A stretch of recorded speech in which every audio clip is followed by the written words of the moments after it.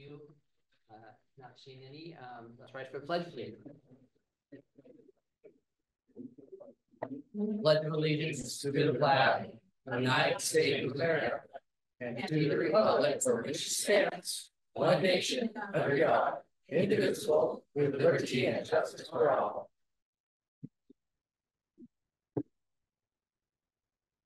Donna, will you do a roll call, please? Or Danielle, will you do a roll call, please? Sorry, we'll go back there. Sure. Councilmember Flesch. Here. Councilmember Stern. Here. Councilmember Gilmore. Here. Mayor.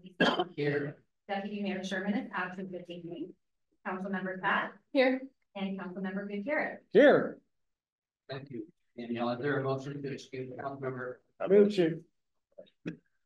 I motion we excuse council member. The meeting this evening.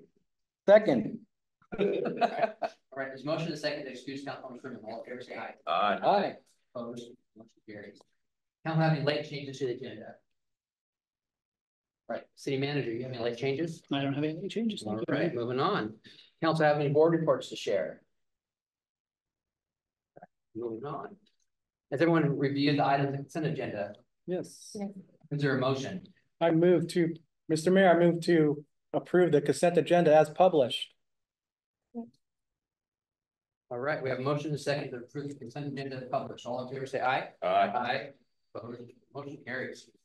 Okay, at this time, members of the public are invited to make public comment on city related topic. Danielle, anyone signed up for general public comment? Yes, we do. The first person is Jenny Lynn Wilkinson.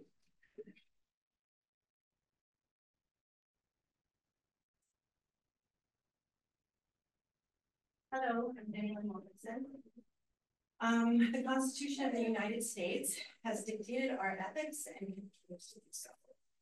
As patriotic Americans, it is our duty to uphold the founding principles found therein.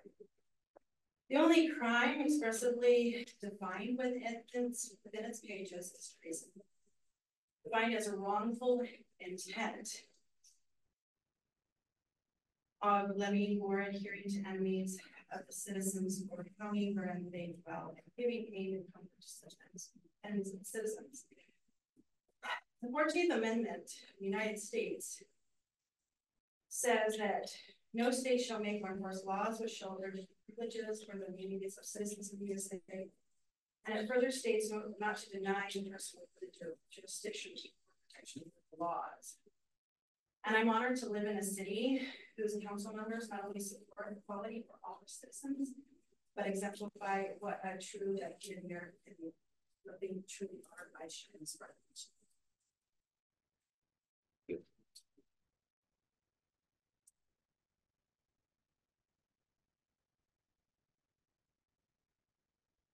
Next, we have Pastor Kelly Dahlman. Hello, Council. I'm here to speak on behalf of the proclamation. My name is Kelly Dahlman Oath. I am the pastor at Shelton United Methodist Church, just up the road. And while I recognize that not everyone here in the room would necessarily call themselves Christians, I will speak the truth about what I know. I went to school. I studied Greek and Hebrew, the Old Testament and the New Testament for 5 years.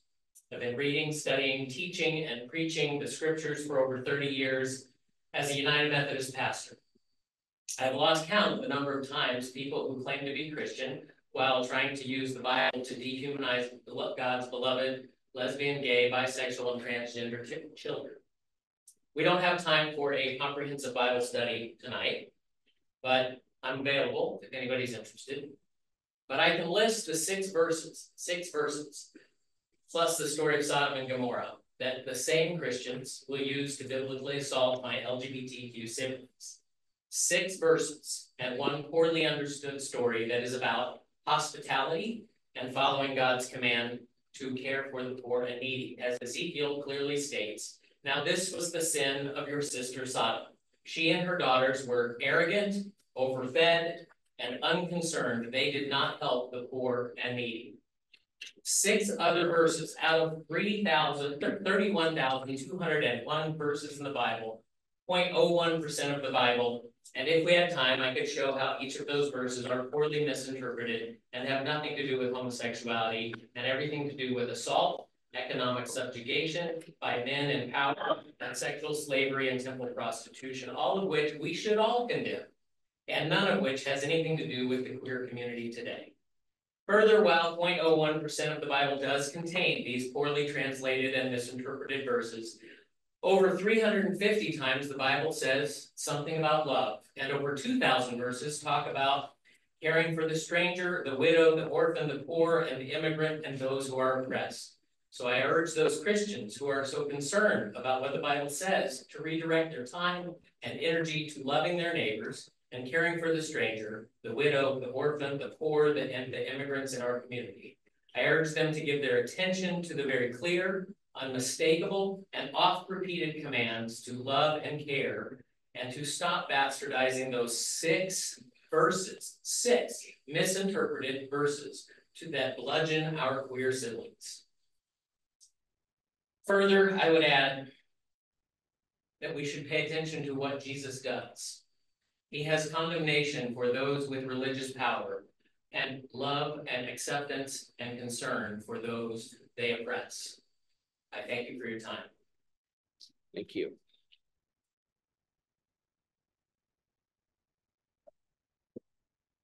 Next, we have Gabriel Mora.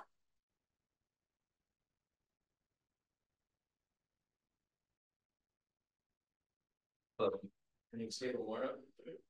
I feel the need, and I felt compelled to come up here. I was going to prepare something articulate and really intelligent sounding, but I figured I'd just come out and speak from my heart. First off, I'd like to start that for the first part of my life, I was very into New Age and astrology, drugs and alcohol, and I thought I was very smart. And I thought that I was well worldly and I had all this knowledge. But as I looked into these things that I was learning, it turns out that all this stuff that I thought I knew was important, that was getting me above my possibilities, was all about self. It was all deceptive. And I was being deceived along with deceiving other people, teaching them this stuff. And it wasn't until I found Christ that I was actually able to put aside my drug use, put aside my fornication, and actually be able to fight these things that had control of me. And I tried to get sober many times beforehand, but it was always me, myself, and I trying to do it, which is why I kept failing. And this time that I have Jesus on my side, I've actually been sober for about 2.5 years. And I have a family because of it. And I feel like I would be doing it injustice if I didn't share that because of Christ, I've made it this far. And I'm not here to talk about the LGBTQ community in a bad fashion, because I'm following the instruction of Jesus, which is to love the sinner and not the sin, and to be an example just like he was, and have conversations with all people, and also share that the pride thing to me seems kind of deceptive, because again, when you talk pride, you talk about your own identity, you talk about your own sexuality, you talk about self, these things that you want to accomplish, and it's all just, you know, it's not biblical. It's not caring about the community. It's all about self. So if we really want to care about those people around us, and I think we just need to have those conversations. But and I'm very shaky because I just want to just let you guys know that I'm just coming here speaking from the heart, and I just want to share that if it wasn't for me putting aside my selfishness and my lustful ways and my addictions, and actually walking the walk and talking the talk and loving my neighbor, I wouldn't be here today. So I just owe it to Jesus, and I owe it to all you guys to just really food for thought about what is it that we're celebrating. Are we really progressing, or are we just compromising? Thank you. Thank you. Up next, we have Philip Wilson.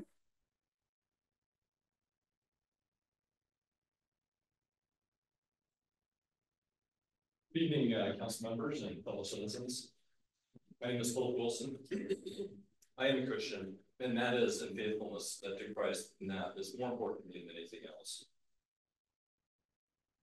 The first thing you have to do in order to become a Christian is to admit you've been wrong. Without doing so, you are not able to become a Christian. Secondly, Christians recognize that they're not omniscient, and they never will be.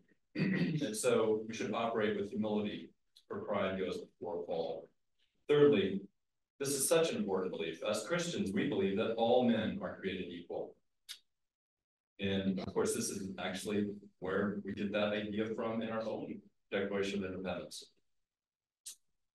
Clearly, we're not all equal in lots of ways, but before God, we all stand on equal ground, from the tiniest embryo to the most aged among us. This is the source of the phrase that all men are created equal. Genesis 1 tells us that God created man, male and female, in his image. Part of this image is that he has given us a rational mind, to be able to reason, and to consider arguments that are made by others. Fourthly, as a Christian, I'm going to pursue what is true. I don't want to hold on to false beliefs. Fifthly, we all have emotional connections to the things that we believe, and it's often those emotions that keep us locked into the belief system rather than the veracity of the belief itself. I believe there's some very dangerous ideologies that are very destructive in our culture today, and they revolve around sexuality. To begin with, we should be careful to distinguish between ideas and people. We should be gentle with people and ruthless with ideas. So the idea that my sexual feelings and preferences are my identity really start with Antonio Gramsci, an early communist. And while he sat in an Italian jail, he tried to figure out why it was that communism was not moving forward in Europe the way that Marx had said that it would. And when he realized it was the pre-political institutions that were keeping that from happening, namely the church and the family. And so, excuse me, he developed some ideas as to how to undermine that. And those were then taken up by what was called Frankfurt School in Germany in the 1930s. Many of those people, being Jewish, fled to America, and they brought those ideas here with them, which they spread in our college campuses, coming out especially in the 60s.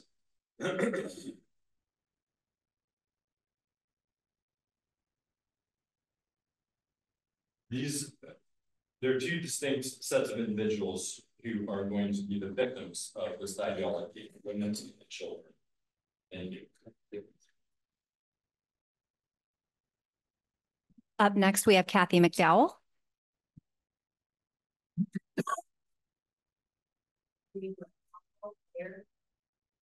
And the new council member, welcome. I'm just gonna keep this short and sweet.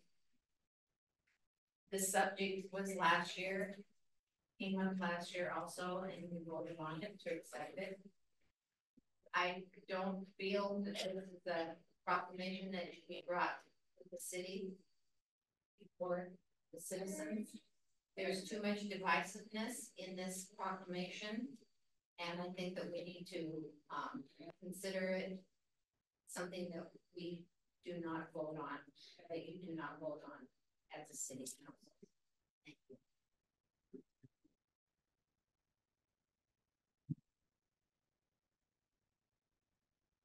Up next, we have Dakota Dilk.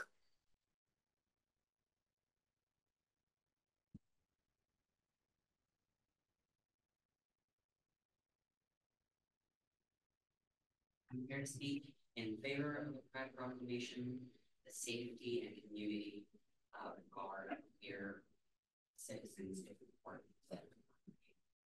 I've written a poem that I wrote last year for Trans Visibility Day in Olympia. It's written by the winners. Maybe that's why they can't see out. They attempt to erase us from history, no longer a whisper. We speak up, get loud. We are ready to fight for justice. The deaths of trans teens don't scare them. They think we spread like a virus. Funny, because they don't seem to care about the real one. We are a scapegoat for the problems they can't see, but can't admit to. They're convinced knows too that it's hard to explain transness to children. But when my mom told my 5-year-old nephew Dakota is at point now, he simply responded, okay. Tell me which is harder, that conversation or telling a child whether trans teachers, classmates, family, friends aren't here. Why we did nothing to stop it. They call transness an epidemic. I agree. I see an epidemic of people who are learning to love who they truly are. How elegant is that? Just because we don't fit into a neat little box, we are demonized, villainized, and worse. While they attempt to eradicate, erase us from the history books, remember that they can't. They're all around. We're gonna stay in town. We've been run underground, but now we're gonna stand our ground. It's time to get up in the now and shout. It's time to write ourselves back into history because they can't erase us, but we don't have to stand down and watch as they try to beat us. We are not free until we're all free. Thank you. Thank you.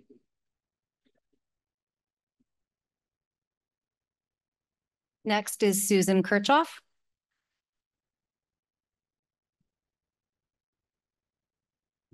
Good evening, council members, Mayor Nisco, community members. My name is Susan Kirchhoff. I'm the founder and executive director of the Youth Connection. We currently have 2 centers located in downtown Shelton and Belfair. We operate 6 off-site housing programs and are currently working to do 12 transitional housing units in our upstairs building of the 2nd Street. I'm here tonight as a representative of our nonprofit homeless response system that is working to create a change. The Youth Connection is hosting a provider party with a purpose on June 13th at 9 a.m. and hopes to change how outreach is conducted in our community and create a system which works together to support the whole person and find a solution for Mason County homelessness. Homelessness in Washington State in 2023 annual report, according to the Department of Commerce, shows a 9% increase. Unsheltered homeless increased 21%, and that excludes King County. There are at least 13,000 young people ages 12 to 24 on the streets or in unsafe, unstable housing situations referred to as unaccompanied youth. Someone without a parent or a guardian to help them. 50% of these are youth of color. Up to 40% of these experiencing homelessness identify as LGBTQ+. And the reason for that is family rejection based on sexual orientation or gender identity. That is sad. We see it daily in our center. We see that crime and that horribleness happen. Thank you to the City Council for supporting these young people and people and adults who identify as LGBTQ+. And recognizing that the word pride is an integral cultural concept within this community, representing solidarity, collectivity, and identity, as well as resistance to discrimination and violence. And as a Christian myself, I will tell you, that's not what the Bible says. It says love everyone. The Youth Connection works hard to provide cultural activities each month, Black History Month in March, Women's History in April, Asian History in May, and this month we will celebrate Pride. We are an all-inclusive and welcoming organization which focuses on embodying everyone without prejudice and serves all young people equally with the goal of finding stabilized housing. Prevention is the key to chronic homelessness. Almost 50% of our adults currently state they experience homelessness as a young person. Our community, it has to start here with you as the City Council. We must change how we look at homelessness, and it's not going away. It's something we have to work on. Thank you. Thank you. Up next, we have Beatrix Kusanagi.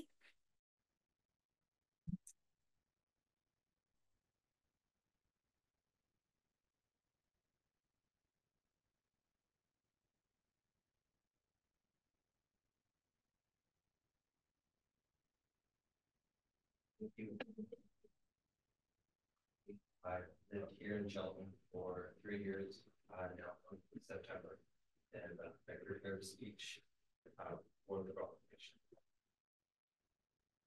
Humankind has not woven the web of life. We are but one thread within it. Whatever we do to the web, we do to ourselves. All things are bound together. All things connect. Chief Seattle, spoken in 1854. My name is Beatrix Kuznagi, and I am proud of the person I am today. While I may have a long and arduous road ahead of me, the path I've traveled to get here has not been without strife or peril, preparing me for whatever obstacles that may come. I was born in the Utah blizzard of '88, raised by my single mother. Empathy, tolerance, equality, and a love for all living beings became my moral code and the compass for life's journey. The words and actions of Martin Luther King Jr. and Mahatma Gandhi were spoken of with great reverence always, and though I always sought nonviolent solutions, I was not always met with peaceful outcomes. It was then I learned of great Americans who would not be docile in the face of injustice, but instead stand firm in their resolve. Malcolm X, Geronimo, and Marsha P. Johnson. Inspired, I did what most Midwest kids wanting to make a difference do and joined the Army. I served my 6 years as a combat engineer, deployed to both Iraq and Afghanistan, was later medically discharged with a spinal injury and PTSD. Foolishly, I thought my fighting days were over. The fight for equality is never over, however. The lesson I would learn in 2016 as I watched so many friends and family experience injustice and discrimination, families torn apart by litigation and deportation, and neighbors sit against each other on the premises of making America great again. Malcolm X once said, "You're not to be so blind with patriotism that you can't face reality. Wrong is wrong, no matter who does it or says it." His words ring within me now more than ever at the eve of this upcoming election, and so I leave you with this. Celebrate each other's differences instead of being intolerant of them. Love, don't hate thy neighbor. As Marsha P. Johnson once said, no pride for some of us without liberation for all of us. Thank you. Thank you. Up next, we have Billy Thomas.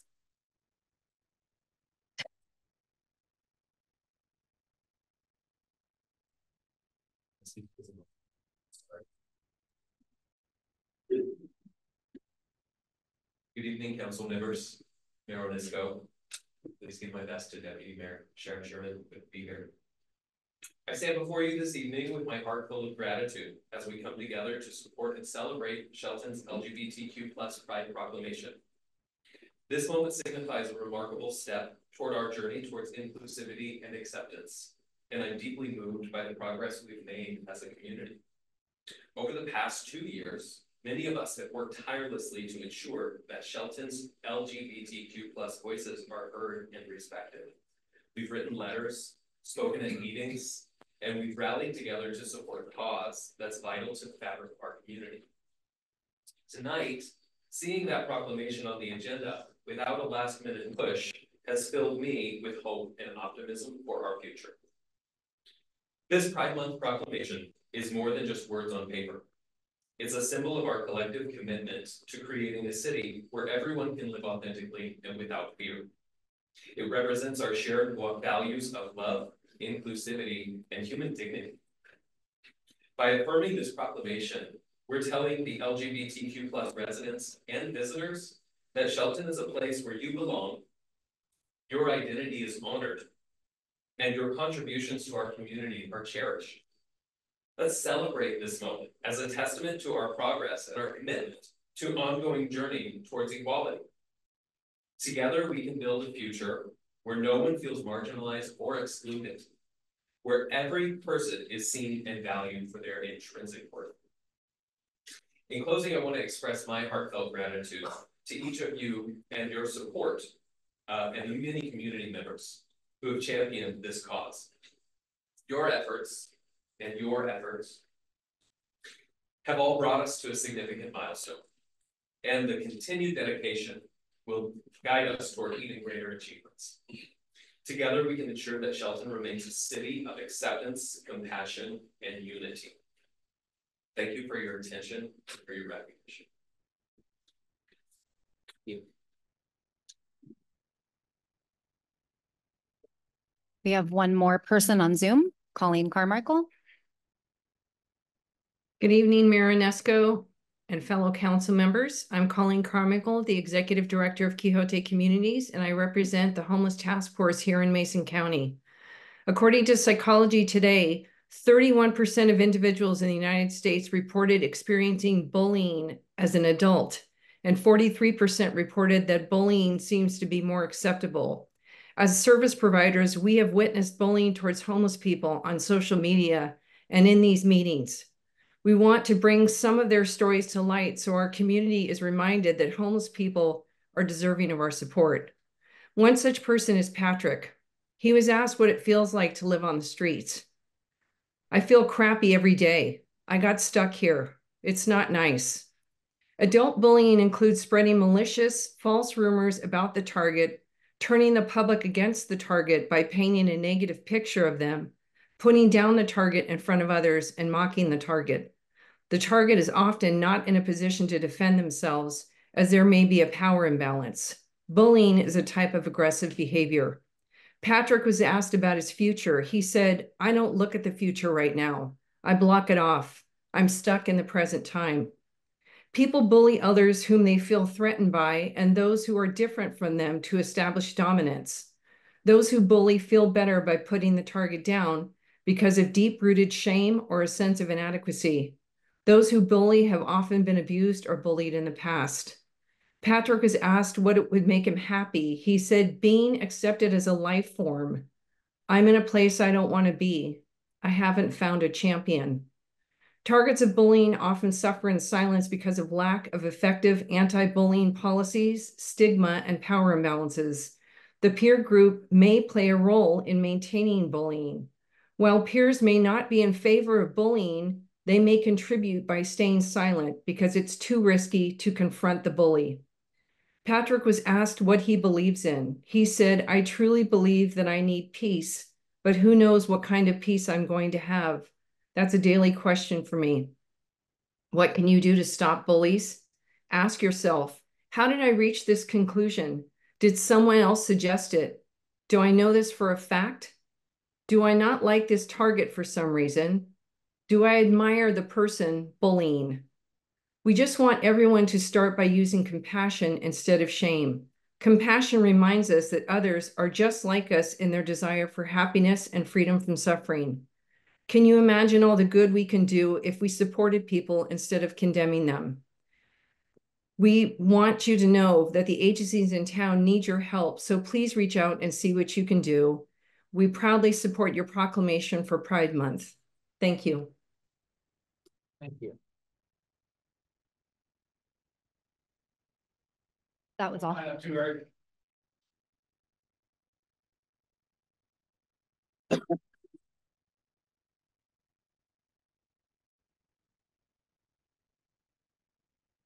Dean Jewett, lifelong Mason County member. Thank you for being here. I'm not going to talk about the pride stuff. I'm going to talk about the homeless stuff. We have on our agenda, if I'm not mistaken, in the next 3 weeks, the ability and or the direction of clearing some camps up by the railroad tracks that have caused a lot of negative behavior in our community. If you take a look at what the railroad tracks, they go right past my business. What do you see? Countless people over and over and over and over coming through there. How many shopping carts do you see all over town? How much garbage? How much defecation? How much urination? It's unacceptable, and it's unacceptable that it's gone on for as long as it's gone on without anybody doing anything that produces a positive result. It's amazing. I can't believe it. Then I go and walk the tracks, and it's worse. The stuff that you can't see is worse than the stuff that you do see. And we talk about, people talk about compassion, and everybody needs a chance. You're right. Everybody does need a second chance, but you got to lift yourself up by the bootstraps and take that chance yourself and step up out of your own quagmire and look for the resources. We have a ton of resources and good resources. There's some bad resources, but there's some great resources. So let's use them. Let's push the people towards that. Brewer Park right now is an atrocity. I mean, it's almost getting to be as bad as it was last year. Okay, they're spilling over into private property.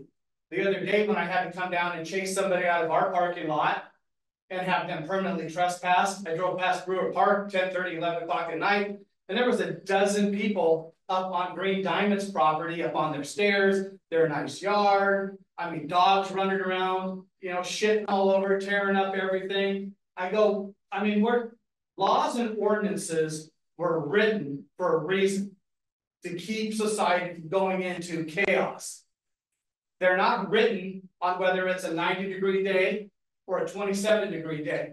They're not written about a gender or a sexuality or a financial status.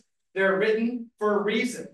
And they can't just be used arbitrarily or not used whenever it feels good or doesn't, it doesn't.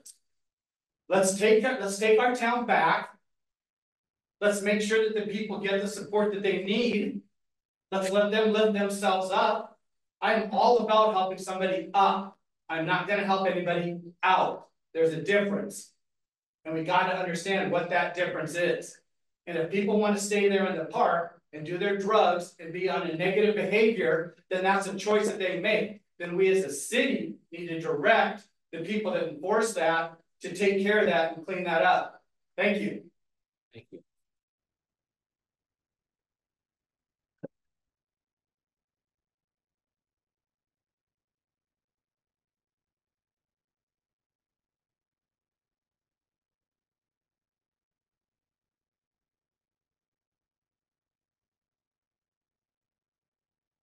Thank City Council, Mayor Nesco. Some people are talking tonight about pride. I'd like to just read something I've got here from the King James Bible. First one is Proverbs. Pride goeth before destruction, and a haughty spirit before a fall. That's the quote. Not pride comes before a fall. Pride goeth before destruction, and a haughty spirit before a fall. Next one I'd like to read to you is from Romans 3:4. Let God be true, but every man a liar. I'd like you to think about these things, not proclaiming pride for the entire city of Shelton. There are people who do not want this proclamation. This is not representative of who they are, their beliefs, their morals, their values. Thank you. Thank you.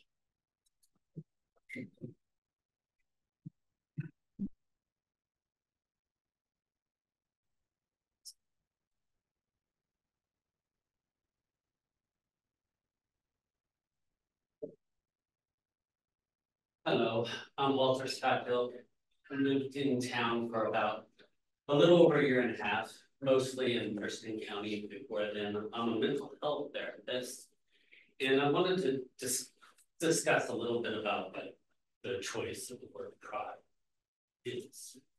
I wanted to, my son came up before, and I feel like we got a little off the rails the last couple of speakers.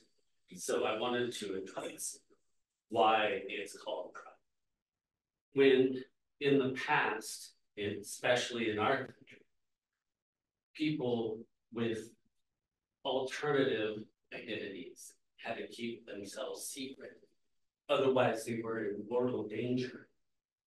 They were harassed, bullied, and even killed. And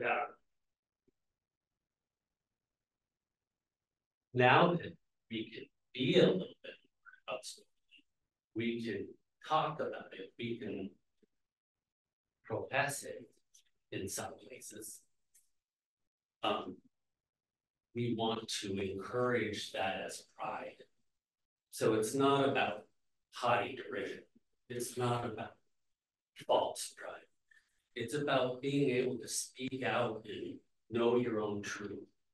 And in this community, I think there probably are quite a few people that disagree.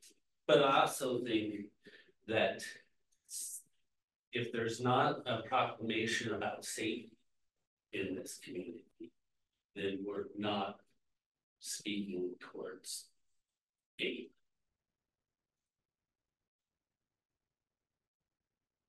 I think that homelessness, which is clearly correlated with some of these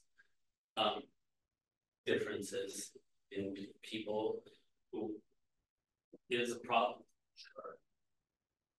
I think that being safe to be able to profoundly believe in your religion is a right.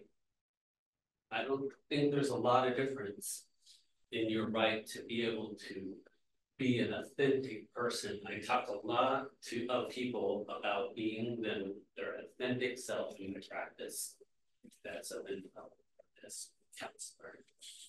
And I think that is essential for mental health, a positive mental health. And I think we're taking good steps to ensure that for the entire community. Thank you.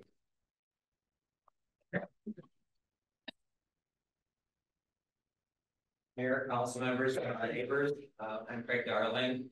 I'd just like to say that I spent 40 years of my life in ministry. The church means everything to me.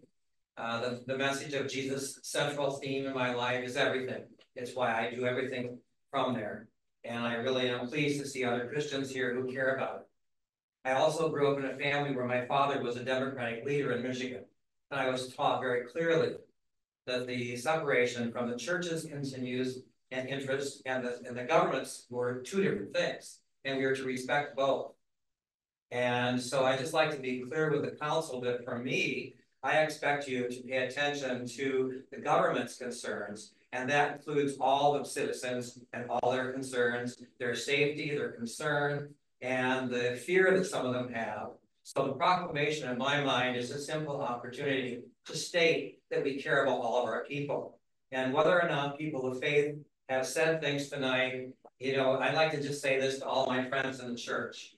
I happen to believe that the church and the Holy Spirit does not need the government to make it. Talk to us, please. Oh, sorry. The church doesn't need the government to stamp itself in order for the church to be powerful and influential and to make a difference in the lives of our neighbors that we all should love. And the government is better off when various religions aren't telling them what to do. And so I would just like to encourage the council to remember that you're the government and we expect you to take care of our concern, all of us. And the church folks that are here, God bless you and keep out there doing it. And we don't need the government to help us make powerful experiences in our faith. Thank you.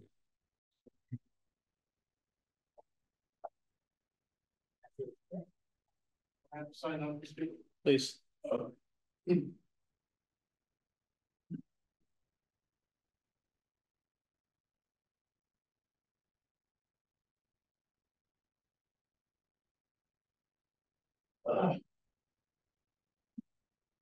Council, I'll make it brief, but there's just a lot of people who don't want to be under any kind of association with what the proclamation would represent. And I think that I probably speak for an awful lot of people that we don't have anything against people as an individual, and we really don't care what sex they do. We really don't. But my wife and I are getting close to having 50 years of marriage, and we celebrate our sexuality. We celebrate the fact that but to come under LGBTQ plus and all that, it just isn't something that we would want to support. I do believe that a lot of people misinterpret the Bible. The Bible makes it really clear that homosexuals are not going to make it into heaven, and that's not me saying it. That's what the Bible says. So, but we don't have anything against people individually, and we certainly want there to be peace and unity in our community, but we don't really want to be put under general proclamation that speaks against what comes against our faith. And that's what I have to say on it. I would encourage it not to sign any proclamations. I don't think it's the government's job to be supporting one particular group over another. I think we got other things to do. Anyway, that's what I have to say. God bless you all. Thank you. They should be stating their name. Did I? Yeah. Bill Welch, yeah. Right? Bill Welch, yeah.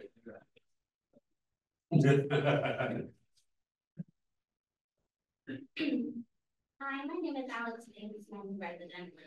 I'm gonna say that I think honestly, especially in our lower age demographic, the studies actually support that they expect us to be culturally relevant. They expect us to care about this stuff. And that is our future.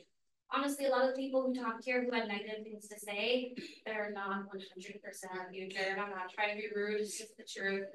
But our young people of today are. And our young people of today are looking at us and they're watching and they're waiting and they want to know what we have to say. And if we have to say that we don't care about them being gay, that's fine, but can we still do it in support? Can we still support the proclamation?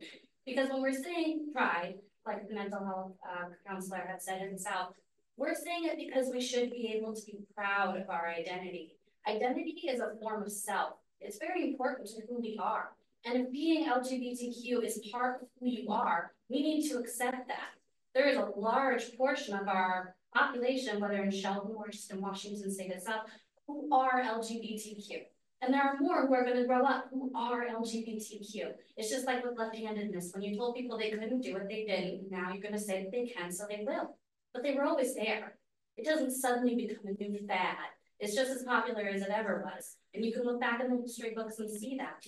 But when we're talking about our young people and wanting to show them the way forward, the future, we need to show them that we support them, that they're allowed to be here. When we're allowed to be proud, all that means is I'm allowed to say, hey, I am gay, and I'm proud of that fact. And if I say that right here today, no one's gonna come to my house or hang me in a tree, right? That is all that pride is.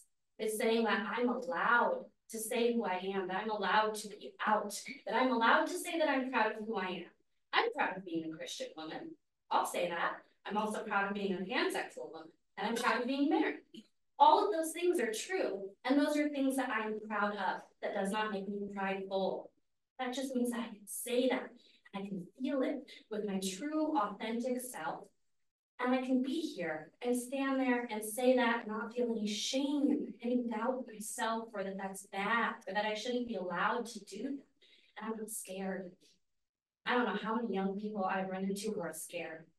They are so scared. We talked about homelessness and we talked about how many of them are LGBTQ. Do you know how many of them aren't saying anything? Because they're so scared. They don't know what's going to happen if they tell mom and dad that they're gay. Do you know what that feels like? To be scared to tell someone something?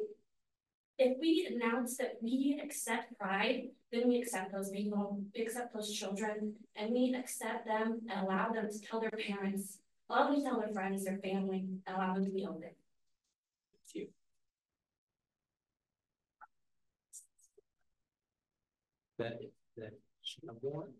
I just want to thank everybody for their comments. It's a very brave thing to stand out there and talk to us, and I appreciate all your comments. Does council have any comments before the proclamation? All right. Next on the agenda is a proclamation which Councilor Gutierrez will read. I read this with all love in my heart and all humbleness and all tolerances for everyone who is here. Whereas the Shelton City Council recognizes and proclaims the month of June 2024 as lesbian, gay, bisexual, transgender, queer plus Pride Month, and whereas Washington State has a long-standing tradition of upholding the dignity of the individual, supporting legal equality and fair treatment for all people, regardless of sexual orientation or gender identity, and ensuring that acts of discrimination will not be tolerated. And whereas members of the LGBTQ plus communities contribute to our society's success in immeasurable ways. And whereas the City of Shelton City Council observes June as a time to celebrate our dynamic LGBTQ plus community and foster a dialogue to promote healthy, safe, and prosperous school climates and communities for all.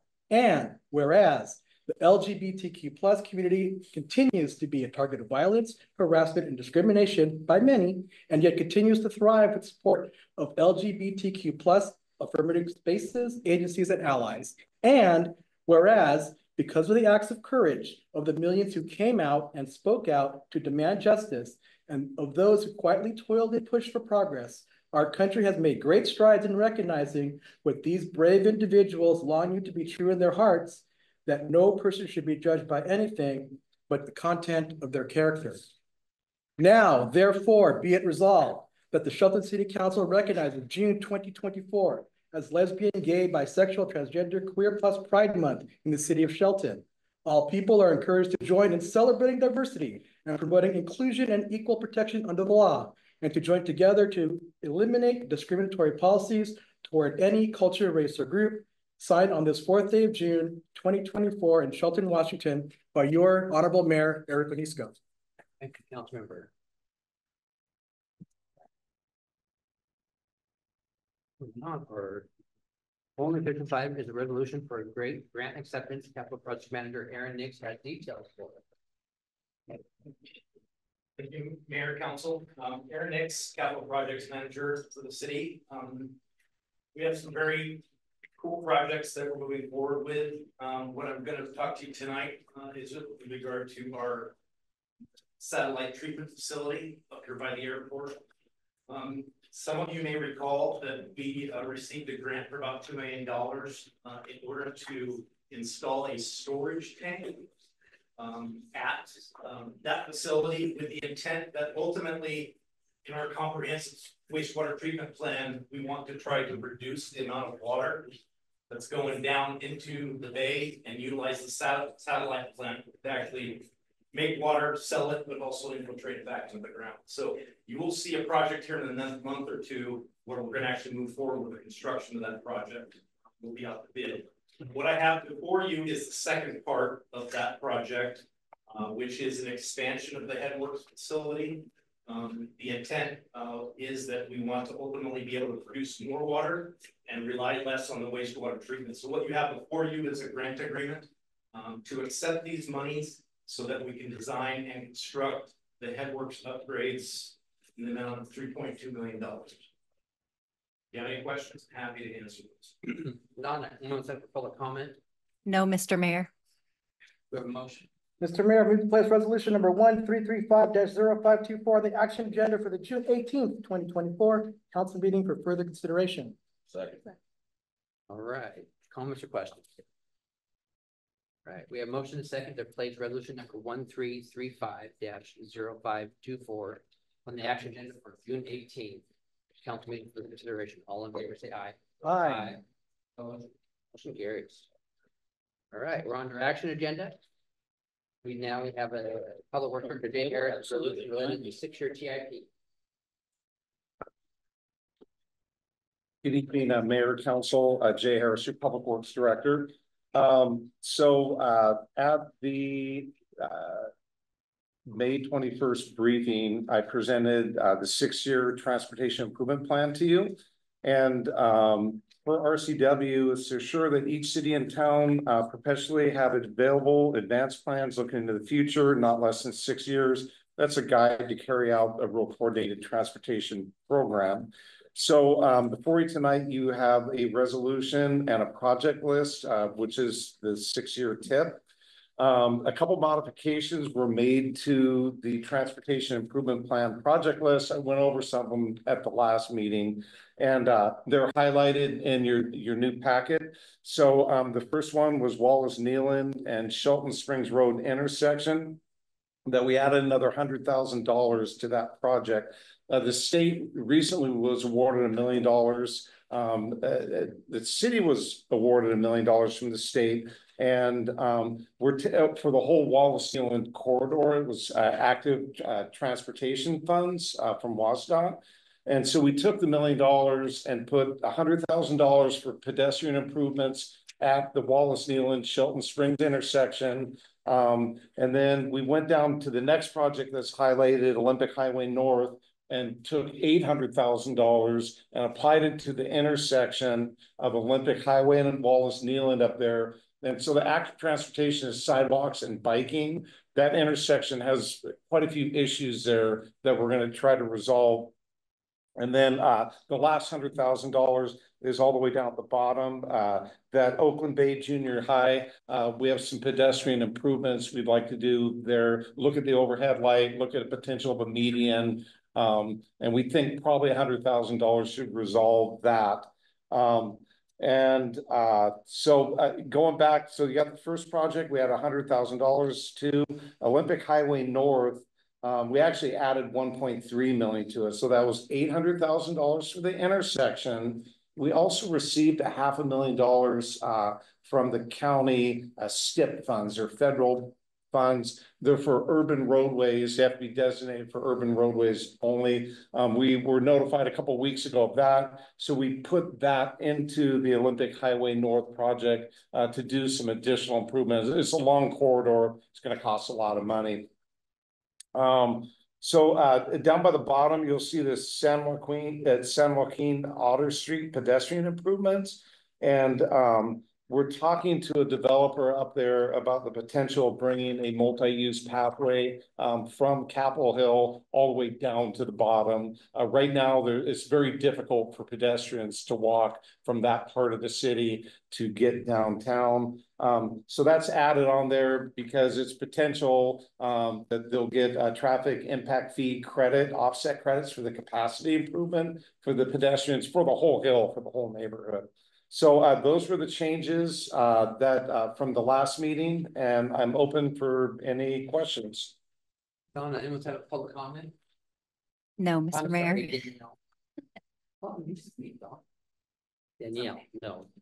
We have reading the resolution number 1329-0424.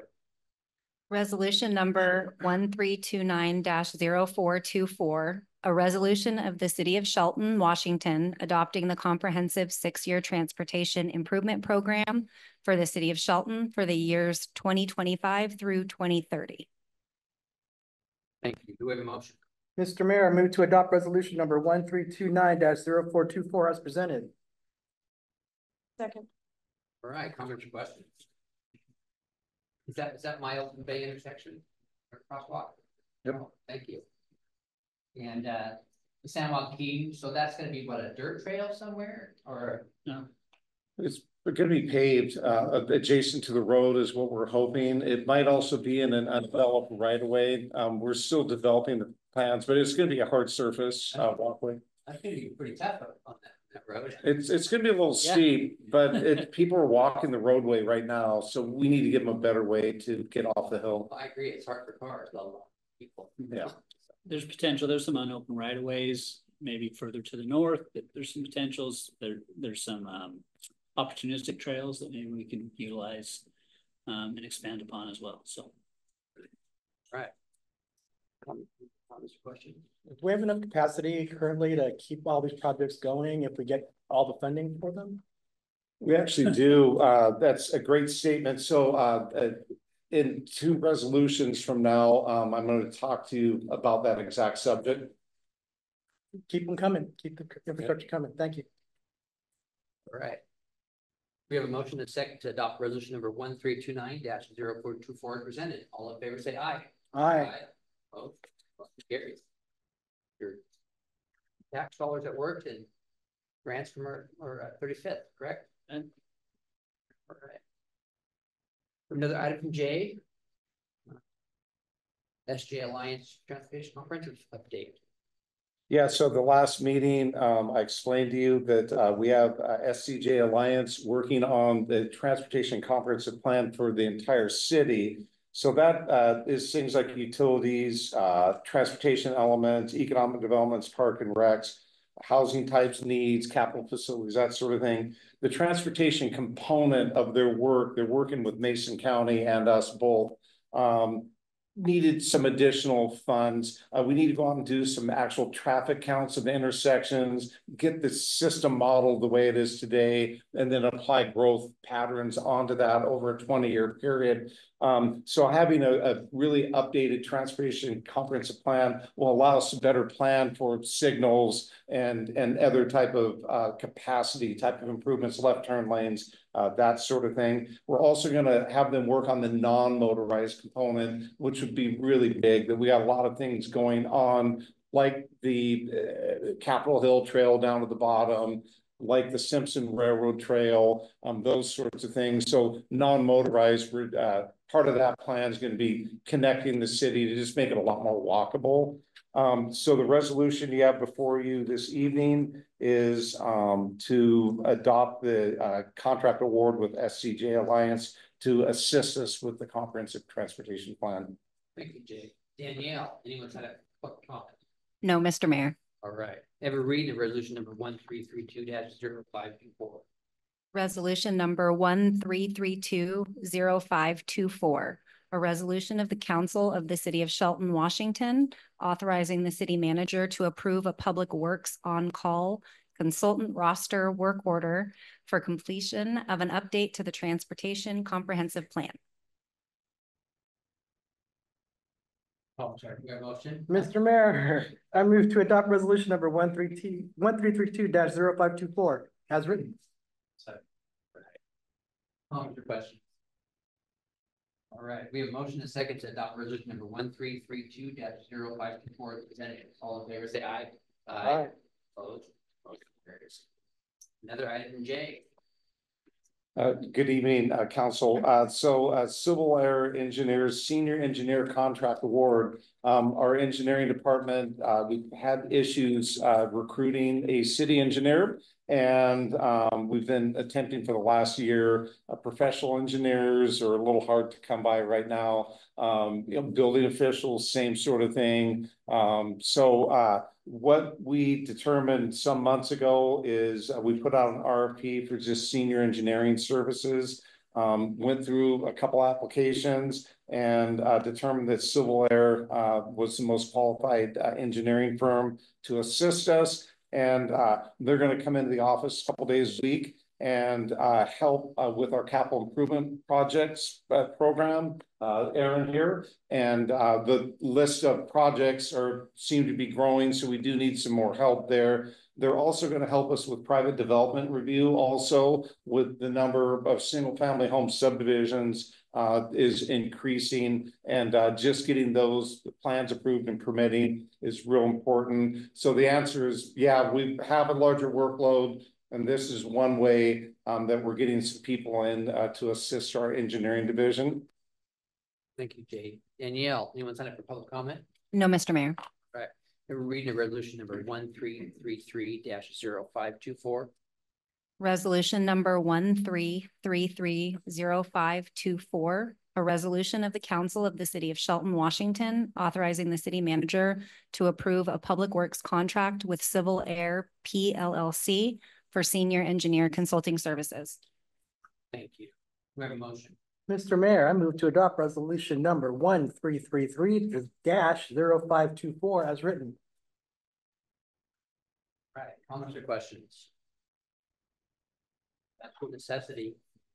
Gotta have somebody looking over those designs and plans, and that will keep everything safe. So this is critical to being responsive to our development community at the same time and keeping some of the projects moving. As the council knows, previously, particularly some of the grant funded projects, we didn't have the ability or didn't have the staffing in-house to get some of the projects moving, and we lost some buying power. Those projects, it's important to be staffed up so we can utilize that buying power as quickly and efficiently as possible when those grant funds become available. And my time is terrible. It's been about a year and a half we've been looking for an engineer. Just over a year. I mean, yeah, year and a couple months. We normally have two, right? We have two engineers.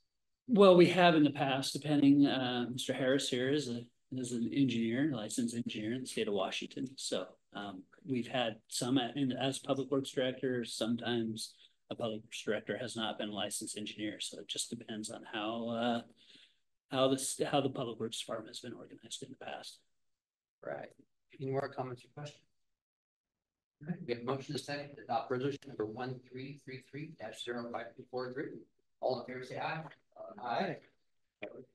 Motion carries. City Manager Mark Smoot, information about committee and board assignment. Yes, Mr. Mayor and Council, thank you very much. As you'll remember, back on February 6th, we completed the assignments for council and committee positions. These are positions that might be established by bylaws from other organizations or established by the council itself. With the resignation of Council Member Schmidt back in April, the recent appointment of Council Member Sapp, we've had some edits and changes to make on this schedule of assignments. And so I just want to go through a few proposed changes from staff after I've talked to a number of council members. I think we're on the right track. I wanted to bring it to you tonight for action. First and foremost, the Economic Development Council. Staff is recommending moving that from a council position to a staff position. A lot of those discussions at the board level are specifically towards what kind of industry and development may be coming or proposing to come into this community. The city's role particularly is in land use and utilities. That's most of the debate, I guess, or discussion. That's best handled by staff at this point. I think, as you all know, you're not necessarily involved day to day in those in the land use decisions and utility decisions. So what we do is propose that staff represent the city on this council. It's done by other organizations, namely the PUD number 3, and then we provide regular reports to the council on any activity with the Economic Development Council. Take those one by one. Council concur on that one? Yeah, I like that. Okay. Next one is the Mason County EMS and Trauma Council. I reached out to the contact with that council, and the city is not listed in their bylaws as having representation. So they said they'd be happy to consider that at their next meeting, but at this point, it's not required. It's not part of their bylaws. So at this point, I would say that we just eliminate that from the list. If they consider that and they want city representation, we can certainly appoint somebody at that time. Concur on that? Okay. All right. Next is the Mason County Housing Behavioral Health Advisory Board. Mayor Onisco serves on that board now. He took that role, I don't know, 6 years ago. 6 years ago, yeah, and has been serving on that board for quite some time. Councilmember Sapp has specifically expressed interest in housing in our community. So I know that you attended the last meeting, I believe, as well. So getting up to speed on that committee. So at this point, staff would propose the change for Mayor Onisco to Councilmember Sapp. I'm good with that. I've been on that committee for 6 years. It's a lot of work, and I think they would probably like some fresh eyes on it. So, and it's a very important committee. It's all the funds from the state pretty much come through that board, and we recommend to the Board of County Commissioners how some of that funds are used. Driven sales tax for the county collects $2163. Recording fees goes to housing homelessness, and there's just a ton, and even some of the ARPA dollars came to that committee as well. So it's pretty important. Pretty important committee, and I think it could be really good on it. So and I have lots of other boards I'm on, official and not official. So the next is the Shelton Memorial Park Board. I just need to update the dates and contact information. Councilmember Gutierrez provided me that information. It just didn't make it in your packet today, so I'll make that change, make it available to the council. The last recommended change is the council subcommittee on finance and budget. Councilmember Onisco expressed interest to join Councilmember Gutierrez and Sherman on that committee. That's kind of as needed, and the need is approaching us fairly soon as we enter into budget formulation. Staff will be meeting in retreat on the 26th to go through preliminary budget requests from each department, develop some priorities. We'll schedule a meeting quickly thereafter with the subcommittee to get some more guidance on priorities, and then we'll have at least 2 study sessions leading up to the public hearing. I think we schedule it for early November at this point. That gives us a little bit of wiggle room in case, you know, financial conditions change or the council has changed priorities in the meantime, up until our adoption by December 31st of 2024. This is the 2025 budget, I guess I should clarify. My pitch would be I was on that committee in the past and I gave it up for somebody else to be able to try it out, and I'd like to continue on it as council. Yep. So I think we concurred on everything. So we have any comments or questions? And we have a motion. We have a motion. Mr. Mayor. Public comment. I'm getting out of it. All right. No. Okay. Now I have a motion. Mr. Mayor, I move to approve the amended 2024 Council Board of Committee assignments as presented. Second. All right. Comments or questions? All right. We have a motion and a second to approve the amended 2024 Council Board and Committee assignments as presented. All in favor, say aye. Aye. Motion carries. Mark, do you have a city manager report? I've got a few items for you tonight. The one thing I did want to mention when we talked about the transportation improvement plan, the 6-year transportation improvement plan, and the transportation comprehensive plan, those are critical elements to be eligible for grant funding. So these are really critical to have not only the plan in place, but an accurate plan that takes into account existing needs and future needs in our community. So it makes us eligible for grant funding. It's really important to us moving forward. We've been fairly successful staff. I want to recognize our Forest Festival activities last weekend and the tremendous amount of volunteerism that we saw in that community to pull off this event. Thank goodness it was mostly dry. I saw some of you after the parade route and you weren't really dry, but I got to sit under a tent. So easy for me to say, right? But it's you know, great to see so many people out in our community enjoying our downtown. Loop Field was as busy as I've seen it, I think, for the logging show in a long time. Tully was prominent, the caboose prominent in our community with its recent work and preservation project that happened down there. So just want to bring that forward to the council. The last thing I have for you tonight is I was contacted by a representative from the United States Postal Service regarding Post Office Park on Friday. They have offered to enter into a lease negotiation to preserve Post Office Park. They have some stipulations. They want to maintain the former parking. For those of you that weren't here in 1997, the city entered into a lease agreement with Postal Service for the park for 20 years, and it created angle parking on Franklin and on 2nd Street. When that lease expired, we removed that signage for that parking. It's primarily used by Postal Service employees now, but they want to memorialize that and sign that again. They also want to consider the funds that have been expended to date as lease payments. Again, this is a verbal. We haven't got into serious negotiations at this point, but these are some verbal, you know, communications that we've had so far. But maintain or keep, if you will, not all the funds were distributed to the Postal Service. Some were to an engineering firm to do survey work.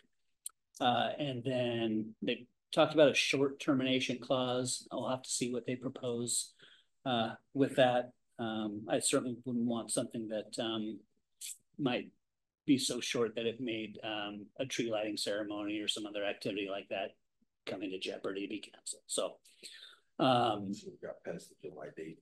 So yeah, exactly right. Yeah, right, so save the park for now. Yeah, I think that's specifically off the table now with that phone call. I think there's not just the council and city staff, but Alana Dickinson, who's had a couple events down there and led a couple protests, if you will, down there at Post Office Park and out on Railroad, bringing attention to this issue.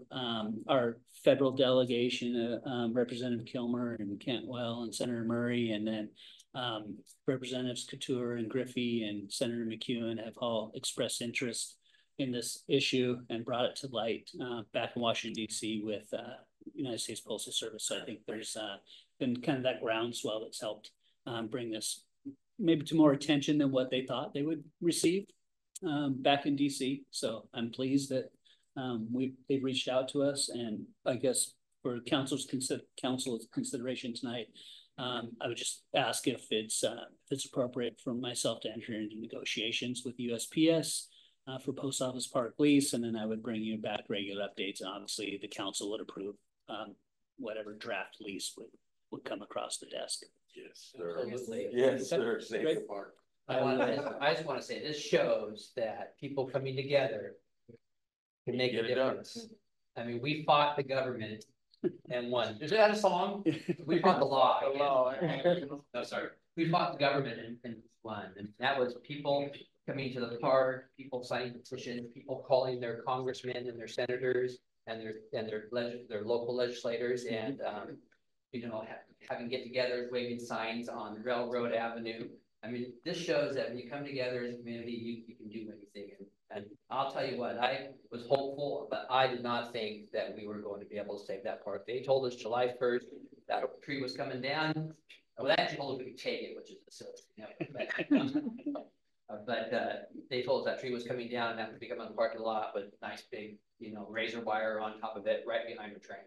So the community coming together made a difference, and there we go. Yeah. I wanted to thank the mayor for his leadership in saying, hey, we want this park. And he activated everyone in the community. Everyone wrote letters. Everyone stood out there from the grassroots up. The mayor talked to people and got things done. And I want to thank him for saving the tree in the park. And the trees won over the parking lot. And that's a big deal. Thank you, Mr. Mayor. Well, I think it was our community, but thank you. Great community, and the Dickinson family. Yes. I mean, all the Hanson family, you know. Absolutely. To go for starting that train as rehab, and even it's just, we got a great community here. You know, we got lots to be proud of. Yeah, thank you. I'll keep the council updated on negotiations with USPS. They've reached out to me again today, so I think they're anxious in getting something completed.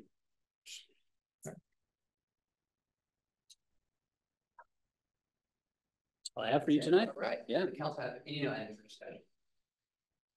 All right. Our next scheduled meeting is Tuesday, June 18th, 2024 at 6 p.m. We also have a study session left at 6 p.m.